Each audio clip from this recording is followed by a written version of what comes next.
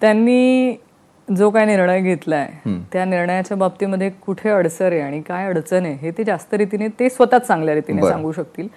पण त्यांच्या त्या निर्णयानंतर तुम्ही बघितलं असेल तर मी ह्याच पवार साहेबांसोबत म्हणजे आमच्याच राष्ट्रवादी काँग्रेस शरदचंद्र पवार पक्षासोबत राहण्याचा निर्णय घेतलेला आणि मी अजूनही माझ्या विचारांवरती ठाम आहे.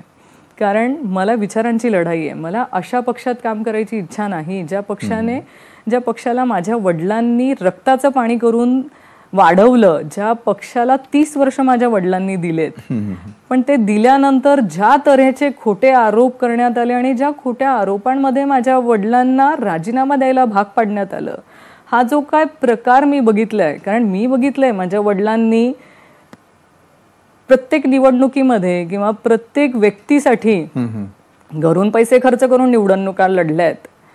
कुणाकडून किंवा पक्षाकडनं त्यांना काही मिळावं ह्याची अपेक्षा नव्हती. त्यांनी त्यांचं वर्चस्व दिलं ज्या पक्षाला, त्या पक्षाने त्यांना कुठेतरी अन्याय केला, त्यांना कुठेतरी डावलण्याचं काम केलं आणि त्या पक्षासोबत मला इच्छा नाहीये काम करायची.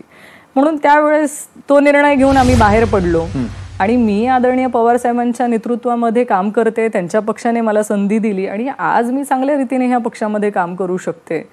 त्यांच्या बाबतीमध्ये त्यांनी बीजेपीमध्ये जाण्याचा निर्णय घेतला का, त्यांनी ते काय निर्णय घेतले हे त्या बाबतीमध्ये ते काय झालं हे सगळं ते चांगल्या रीतीने सांगू शकतील.